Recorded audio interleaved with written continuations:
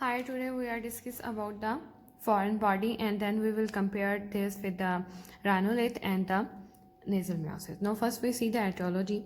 Now the complaint of the foreign body is mostly present in the children and there may be a piece of paper which may be lodged in the nose and causes the nasal obstruction. There may be a chalk, button, pebbles or the seeds or anything in the nose. During the cleaning of nose, there may be lodged pieces of cotton or swabs are also present, may be present in the nose.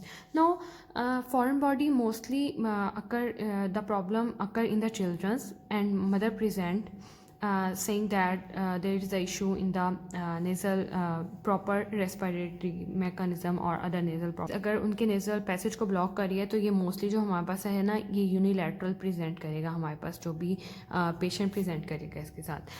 अब ज़्यादा दफ़ा ये होता है कि non history होती है, that may be patient को पता होता है कि उसकी नोज़ में क्या गया है, वो इस तरह से डॉक्टर के पास प्रेजेंट करता है. लेकिन काफ़ी दफ़ा ऐसे होता है कि अननोन होता है और उसके लिए हमें फर्दर एग्जामिनेशन करनी पड़ती है और रेडियोग्राफ वगैरह लेने पड़ते हैं. अब इसकी क्लिनिकल फीचर्स दैट्स मीन का एक पेशेंट हमारे पास अगर नेज़ल फॉरेन बॉडी के साथ आया है तो वो हमारे पास प्रेजेंट कैसे करेगा. अब यूनिलैटरल नेज़ल डिस्चार्ज होगा उस पेशेंट में और ऑफन फाउल स्मेलिंग. अगर कोई भी पेशेंट हमारे पास इन दो चीज़ों के साथ प्रेजेंट करता है, there may be a many chances that there is a foreign body. So we will examine the patient and then go toward the diagnosis.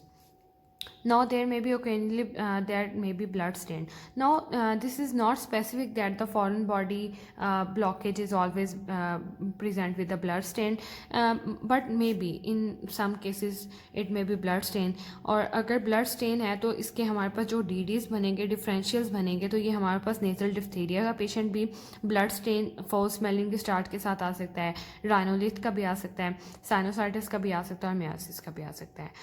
सो अब हम एक पेशेंट हमारे पास प्रेजेंट हुआ है नेज़ल ब्लॉकेज के साथ और नॉन केस है फॉरेन बॉडी का, या तो फिर हम हिस्ट्री लेंगे. जब हम पेशेंट से हिस्ट्री लेंगे, पेशेंट अगर छोटा है तो हम उसकी मदर से हिस्ट्री ले लेंगे कि जी कब स्टार्ट हुआ, कैसे हुआ, पेनलेस है, पेनफुल है, डिस्चार्ज कितना हो रहा है, फॉल स्मेलिंग है या ब्लड स्टेन्ड है. ये सारे हम हिस्ट्री में पॉइंट्स क्लियर करेंगे. उसके बाद जब हम हिस्ट्री लेंगे तो हम एक अपना प्रोविजनल डायग्नोसिस बना देंगे on the basis of the history के पेशेंट को क्या क्या हो सकता है. No we will lead towards the examination. No we will examine the nose by nose of the patient. So further अगर हमें एग्जामिनेशन ऑफ द नोज में कोई प्रॉपर चीज़ मिल जाती है, अगर फॉर एग्जांपल हमें फॉरेन बॉडी मिल जाती है, तो अगर वो इजीली रिमूवेबल है तो हम उसे फोर्सेप की हेल्प से इजीली रिमूव कर सकते हैं. लेकिन अगर वो इजीली रिमूवेबल नहीं लग रही आपको तो you should go towards the radiograph. जब आप रेडियोग्राफ लेंगे तो ये आपको लोकेशन बता देगा और शेप वगैरह का डिफ़ाइन कर देगा कि उसकी शेप कैसी है. इसके अलावा नेज़ल एंडोस्कोप जो है ये भी बहुत ज़्यादा इंपॉर्टेंट है फॉरेन बॉडी देखने में, चिल्ड्रंस वगैरह में जो बहुत ज़्यादा कोऑपरेटिव पेशेंट नहीं होते हमारे पास. फिर हम लास्ट पे जब हम इसके ट्रीटमेंट की तरफ जाते हैं ना, तो अगर हमें फॉर एग्जांपल वहाँ पे टिश्यू या पेपर मिला है तो हम इजीली क्या करेंगे कि एक सिंपल 2 फोर्सेप्स लेंगे और उनकी हेल्प से निकाल लेंगे. लेकिन इसके लिए पेशेंट का कंप्लायंस होना ज़रूरी है, मतलब वो बड़ा होना चाहिए. छोटे बच्चे बिल्कुल भी आपके साथ हेल्प नहीं कराते हैं. इसके अलावा अब नेक्स्ट पे हमारे पास क्या है, यूस्टेशियन कैथेटर है जो एक ब्लंट हुक शेप होता है और ये ज़्यादातर हम जो राउंड बॉडीज़ होती हैं उनका बैक साइड पे, नोज़ की बैक साइड पे मूव करने के चांसेस ज़्यादा होते हैं. अगर हम इस तरह से नोज़ को लेना, तो अगर हम नोज़ से रिमूव करना चाहेंगे कुछ चीज़ को, तो वो अगर राउंड है तो वो ऑब्वियसली बैक मूव करेगी. तो ये एक हुक शेप होता है जो नोज़ के पीछे चला जाता है और उसे फिर हम फॉरवर्ड खींच देते हैं और नोज़ से बाहर निकाल लेते हैं. अब होता क्या है कि अगर चिल्ड्रन कोई छोटा बच्चा है तो हम उसमें क्या करेंगे कि उसे जनरल एनेस्थीसिया पहले देंगे.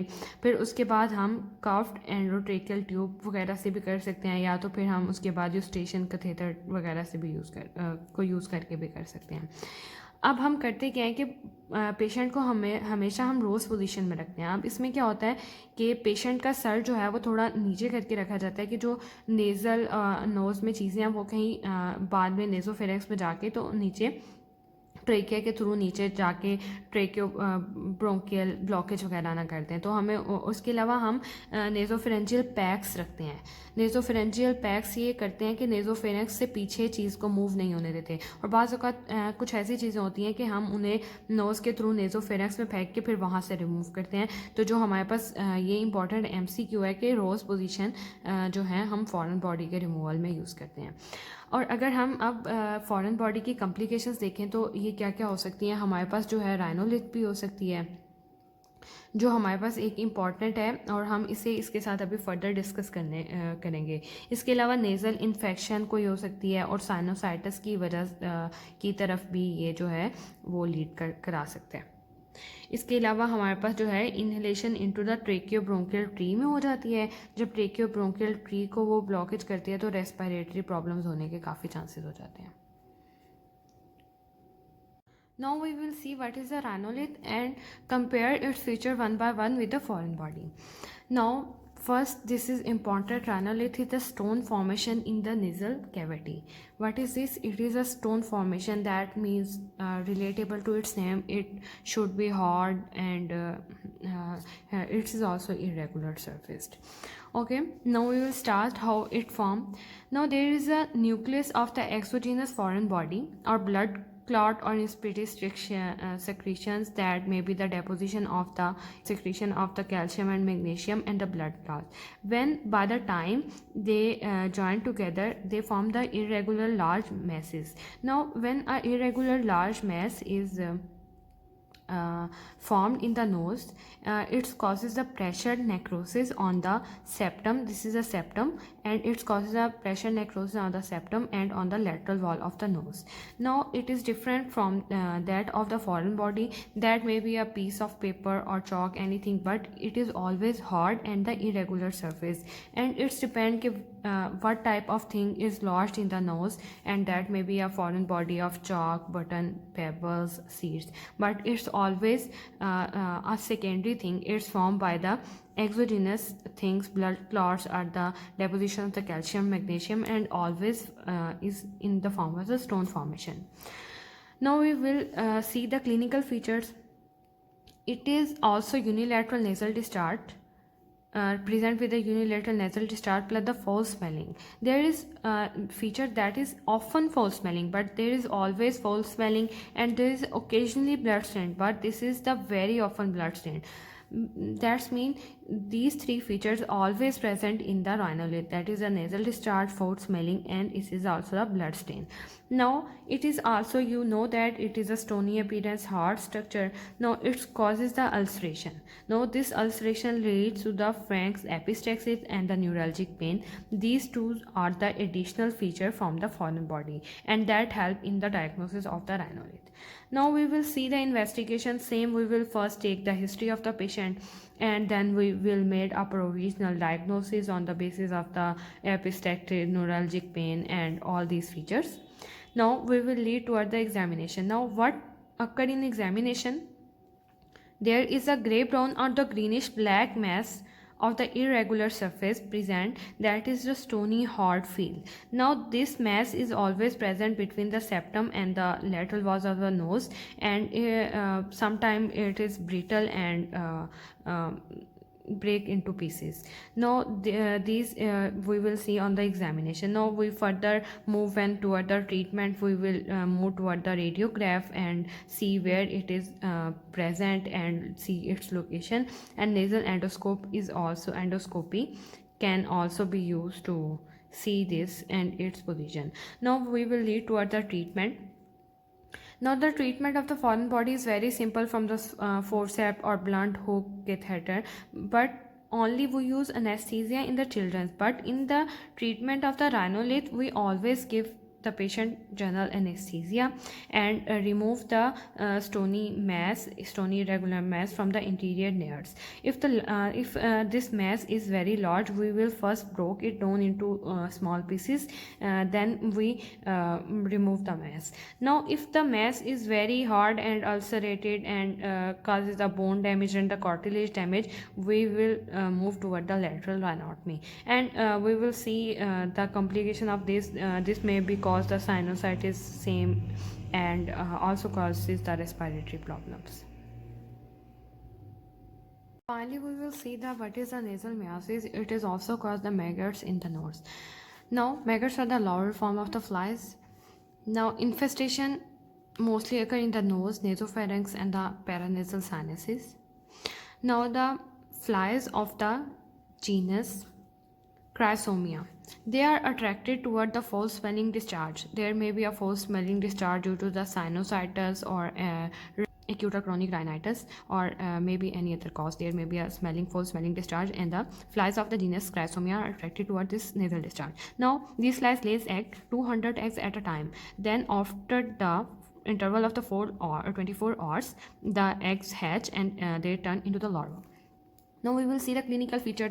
These shows how a patient present. In the first 3 to 4 days, there is only irritation and the sneezing. The irritation is a basic thing in this in their clinical features. Now there may be a sneezing, there is lacrimation and the headache. Now what next? There is a blood stained discharge that ooze out of the nose, and patient always present with the complaint of the epistaxis. And at the first 3 to 4 days, he didn't know about the maggots. Now what is occur next? There is eyelid and lip swelling, or the puffiness is also its feature.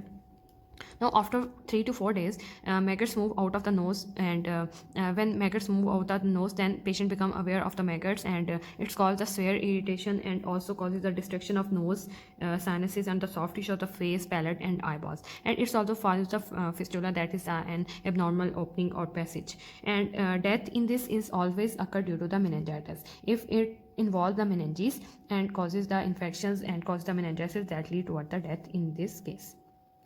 Now we will see what is its treatment. First, what we will do in the treatment. First, we will pick up all the maggots which are seen during the examination, and second, what we will do, we will fall light on them. They retreat into the daughter cavities. We will pick them one by one. Now, instillation of the chloroform, water in the nose, and also the oil. When these two things causes the killing of the maggots. Now with the warm saline water, we will slug off the warm saline water. We will slug off the crust and the dead maggots. Now a patient should with the this maggots on a nasal miosis should be in the isolation or in the net which is away from the flies, because there is very much chances of the recycling of these. And patient, before leaving, patient should give the instruction about the nasal hygienes, and nasal hygienes instruction should give to the patient.